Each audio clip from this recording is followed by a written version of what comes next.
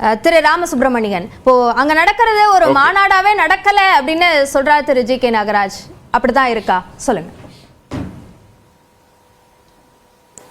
எல்லோருக்கும் என்னுடைய வணக்கம். நான் நேற்றிலேருந்து இங்கே தான் இருக்கேன். எனக்கு மிக மிக மகிழ்ச்சியாக இருக்கின்றது. மிகப்பெரிய அளவிற்கு மக்களுடைய கூட்டம் வந்து கொண்டே இருக்கின்றது. எவ்வளவு பேர் இந்த கான்ஃபரன்ஸ் அட்டன் பண்ணுறாங்கன்னு, இன்னும் 500 பேர் 1000 பேர் அவர் நண்பர் ஜி.கே. நாகராஜ் பேசுவது என்பதெல்லாம் வியப்பாக இருக்கின்றது. அவர் ஏதோ கற்பனையாக எதையோ பேசி கொண்டிருந்தார்னா அதற்கு யாராலையும் பதில் சொல்ல முடியாது. அண்ட் இங்கே நம்ம பயணியில் இருக்கக்கூடிய மக்களுக்கெல்லாம் ஒரே ரொம்ப பெரிய எக்ஸைட்மெண்ட். இன்னும் பல பேர் என்னை பார்த்து பேசும்பொழுது இவ்வளோ அருமையாக செய்திருக்கின்றார்கள், எங்களுக்கெல்லாம் இதில் கலந்து கொள்ள வாய்ப்பு கிடைத்தது அப்படின்னு சொல்லிட்டு அவ்வளோ மகிழ்ச்சியோடு இருக்கின்றார்கள். எங்கே பார்த்தாலும் அந்த காலேஜ் முழுக்கலும் ஒரே மக்கள் திரளாக இருக்கின்றது. அதனால் யாரும் வரலைங்கிறதெல்லாம் அவருடைய பாணியில் அவருடைய கட்சிக்காக ஏதோ பேசுகிறார். பட் யதார்த்தம் என்பது வேறு. லட்சக்கணக்கான மக்கள் இங்கே போயிட்டு ஒரு எவ்வளோ பேர் சாப்பாட்டு கொண்டின்னு பார்த்தீங்கன்னா 1500 பேர் சமையல் செய்வதற்காக இருக்காங்க. பாட்டு கண்டினியூஸாக பாட்டு சாப்பாடு போட்டுட்டே இருக்காங்க. இதெல்லாம் பார்த்தா தான் தெரியும். அதனால் ஏதோ ஒன்று பேசுறதுங்கிறது it is not acceptable at all. உண்மைக்கு மாறாக பேசுவது என்பது தவறு. ஒன்று. ரெண்டாவதாக எதுக்காக இவங்க மாநாடு நடத்தணும்? பழனியில் இருந்து முறைப்படியான அதிகாரப்பூர்வ உண்மையை பெற்று தான் பேசிட்டு இருக்கேன் சார். நான் சொல்றதை கேளுங்க. நான் இங்க பழனியில நான் பார்த்துட்டு இருக்கேன், கண்ணார பார்த்து கொண்டிருக்கின்றேன். நேற்றையும் பார்த்துட்டு இருந்தேன், இன்னைக்கும் பார்த்து கொண்டிருக்க என்னென்ன நிகழ்வுகள்லாம் நடந்துன்னு எவ்வளவு பேர் இருக்காங்க அப்படிங்கறதெல்லாம் பார்த்துட்டு இருக்கேன். உட்கார்றதுக்கு இடம் இல்லாம அங்கங்க நின்று கொண்டிருந்தவர்கள் ஏராளமாக அந்த அரங்கத்துக்குள்ளே வர முடியாதபடி எவ்வளவு பேர் இருந்தாங்கலாம் உங்களுக்கு தெரியாது. நீங்க ஏதோ ஒரு எதையோ ஒன்று பார்த்துட்டு நீங்க பேசுவது என்பது ரொம்ப நியாயமே கிடையாது மிஸ்டர் நாகராஜ். சரி, ரெண்டாவது, எதுக்காக இந்த மாநாடு அப்படின்னு ஒரு கேள்வி கேட்கறீங்க. இந்த மாநாடு என்பது முதல்ல மலேசியால தான் நடந்தது.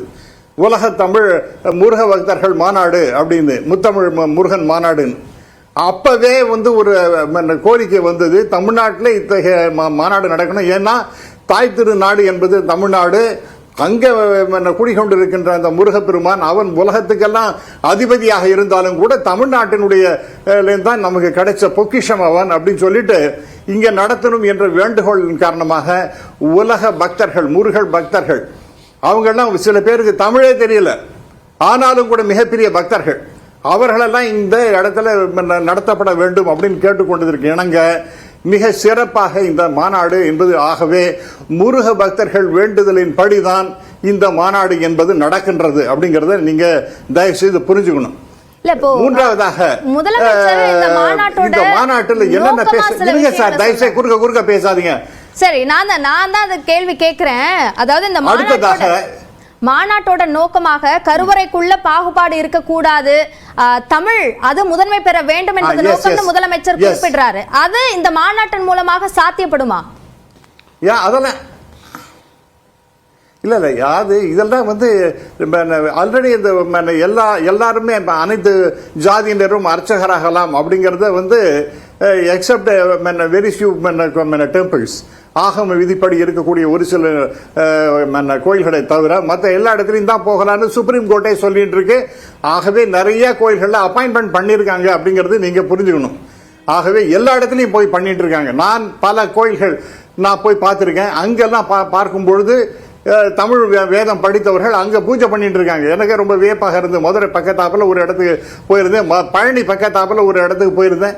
இங்கெல்லாம் நடந்து கொண்டிருக்கின்றது. அதை தாண்டி நீங்க பல கோயில்களில் எப்பவுமே காலங்காலமாக அனைத்து ஜாதியினரும் அர்ச்சராகலாம் அப்படிங்கிற விதிப்படி நடந்து கொண்டுதான் இருக்கின்றது நாம புரிஞ்சுக்கணும். அடுத்தது, so I have answered the first question. எல்லாருக்கும் சம நீதி, சம வாய்ப்புகள் அப்படிங்கிறத நம்முடைய முதல்வர்கள் பேசினார்னா அவர் பேசியது 100% உண்மை. ரைட். அடுத்ததாக இப்ப டாக்டர் தமிழிசை பேசியது, அவங்க அரசியல் பேசிட்டு இருக்காங்க. அரசியல் பேசுவது இது உண்மையாகவே இன்னைக்கு ஒவ்வொருத்தரும் பேசுவதை கேட்டா நீங்க ரொம்ப மனசுக்கு அவ்வளவு இதமாக இருக்கு. நேரடியாக நான் பார்த்து வியந்து சில நேரங்களில் அவங்க பேசும்பொழுது கண்ணீர் விட்டு பக்தி மயத்தினால கண்ணீர் கூட வந்தது. இப்ப திரு சுகிசிவம் பேசுகிறார் அப்படின்னு சொன்னா சுகிசிவம் அவருடைய கருத்து ஏதோ ஒரு விஷயத்த சொன்னார்னா அதுதான் நாம இந்த மாநாட்டினுடைய கருத்து அப்படின்னு எடுத்துக்க முடியாது. அவர் ஏதோ அவருடைய தனிப்பட்ட, இப்ப நீங்க எந்த கேள்வி கேட்கறீங்க, நான் பதில் சொல்றேன். நான் பதில் சொன்ன உடனே அதை நீங்க அக்செப்ட் பண்ணிப்பீங்களா? ஏன் நாமட்ட ஒரு ராமசுவன் தேவதா கேள்வி கேட்டோம், அதுக்கு அவர் கருத்து ரொம்ப அற்புதமாக அவர் பேசினார். இருங்க சார், நீங்க குறுக்கிட வேண்டாம் சார், மன்னிக்க மாட்டேன் சார், நான் மன்னிக்க முடியாது. நான் பேசுற குறுக்க நீங்க தயவுசெய்து ரொம்ப தெரிஞ்ச மாதிரி பேசாதீங்க தயவுசெய்து. No. நீங்க my flow is affected. நீங்க பேசும்போது நான் ஒரு வார்த்தை கூட குறுக்க பேசல. திரு ராமசுப்ரமணியன் மீண்டும் பேசுறதுக்கு வாய்ப்பு தரேன். குறுக்க பேசி எல்லா டிபேட்ஸையும் கெடுக்கிறதுக்கு வச்சுனா ரொம்ப சரி. ராமசுப்ரமணியன் தொடர்ந்து பேசுங்க. திரு இன்னைக்கு இருங்க, ஒரு நிமிஷம் இருங்க. அதனால நான் தயவுசெய்து கட் பண்ணாதீங்க. அந்த ஃப்ளோ ரொம்ப டிஸ்டர்ப் ஆயிடுதுன்னா அப்புறம் பேச முடியாது. ஆகவே முக்கியமான விஷயங்கள் சொல்லப்படுகின்றது என்னவென்றால், இந்த முருகன் பக்தர்கள் மாநாடு என்பது எங்கே இதெல்லாம் வந்திருக்காங்க, ஜப்பான்ல இருந்து வந்திருக்காங்க. இன்னைக்கு ஒரு மிகப்பெரிய கூட்டம் ஜப்பான்ல இருந்து. அவங்கள உருவாய் அருவாய் உளதாய் இளதாய் மறுவாய் மலராய் மணியாய் ஒளியாய்னு ஜப்பானியர் பாடும்போது அப்படியே மனசுக்கு அவ்வளவு இதமாக இருந்தது. அது ஒரு புறம். இன்னொரு பக்கம் மலேசியா, இன்னொரு பக்கம் சிங்கப்பூர், இன்னொரு பக்கம் மொரிஷியஸ், ஃபிஜி, ஆஸ்திரேலியா, இங்கிலாந்து, இப்படி ஏராளமாக அவரோட பேசுவதெல்லாம் ஆத்மார்த்தமாக உள்ளத்திலிருந்து வருகின்ற வார்த்தைகளாக நான் பார்க்கின்றேன். இன்னைக்கு ஒரு நல்ல சர்ச்சையாக ஒரு அற்புதமான ஒரு டாபிக் எடுத்துட்டாங்க.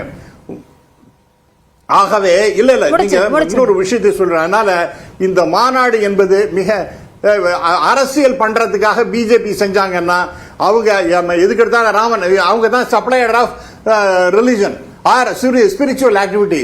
உங்களுக்கு என்ன வேணும்? ராமர் வேணுமா? நான் சப்ளை பண்றேன். உங்களுக்கு என்ன வேணும்? முருகன் வேணுமா? நான் சப்ளை பண்றேன். இன்னொரு பிள்ளையார் வேணுமா? நான் சப்ளை பண்றேன் அப்படின்னு ஒன்னு இவர்கள் தான் சப்ளையர்ஸ். அந்த ரிசர்வாயர் மாதிரி வச்சுட்டு இவங்க தான் சப்ளை பண்றோம், இவங்களுக்கு தான் அந்த அத்தாரிட்டி உண்டு, மற்ற யாருக்குமே பக்திங்கிறதே கிடையாது. இப்படி எல்லாம் பேசுவது என்பது அற்பத்தனமான பேச்சு. அவர்கள் தான் அரசியல் செய்து கொண்டிருக்கின்றார்கள். அந்த அரசியல மிகப்பெரிய தோல்வி அடைந்து விட்டார்கள். நாம் அந்த முன்னாடி முருகனுடைய வேற தூக்கி அங்கிட்டு இங்கிட்டு ஓடினாங்களே, that was a very very big failure. கருத்தை எடுத்துக்கிறேன் திரு ராமசுப்ரமணியன். தொடர்ந்து திரு எஸ் ஸ்ரீராம். ஆன்மீகத்திற்கான ஒரு தளமாகத்தான் இந்த மாநாடு அமைக்கப்பட்டிருக்கு, ஆனா அதை பாஜக அரசியல் செய்துன்னு சொல்றாரு திரு ராமசுப்ரமணியன். உங்க பதில்? இல்லை, நிச்சயமா இது ஓட்டுக்காக மட்டும் இல்லை, பயத்துக்கான மாநாடு இது. இது முருகரை முதல்ல அவர் அனைத்து இந்துக்களுக்கான கடவுள். அவர் வெறும் ஒரு மாநிலத்தை மட்டும் சுருக்கி பார்ப்பதே அதில் ஒரு உள்நோக்கம் இருக்கு. அது அனைத்து இந்துக்கள்னா புரியல சார் எனக்கு. எல்லா நாட்டில் உள்ள அனைத்து இந்துக்களும், நாட்டில் உலகத்தில் உள்ள அனைத்து இந்துக்களுக்கான கடவுள் முத்தமிழ் முருகன் மாநாடு இல்ல. ஆனா இங்க நம்ம வெறும் தமிழ் கடவுள்னு சுருக்க பார்க்குறோம். அது இந்துக்களுக்கான கடவுள். ஏன்னா இங்க இருக்கிறவங்க கர்நாடகாவிலிருந்து வரவங்க இருக்காங்க, கேரளாவிலிருந்து வரவங்க இருக்காங்க, ஆந்திராவிலிருந்து வரவங்க இருக்காங்க. ஸோ நாட்டில் உள்ள எல்லா பகுதியிலையும் முருகன் கோவிலுக்கு வராங்க. யூபிலையும் முருகர் வாரணாசியில் இருக்குது, கார்த்திகேயான் இருக்குது, ஜம்மு காஷ்மீரில் இருக்குது, ராஜஸ்தானில் இருக்குது. ஸோ ஆகையினால முதல்ல இதை தமிழ் கடவுள்னு சுருக்குவது தவறான விஷயம்.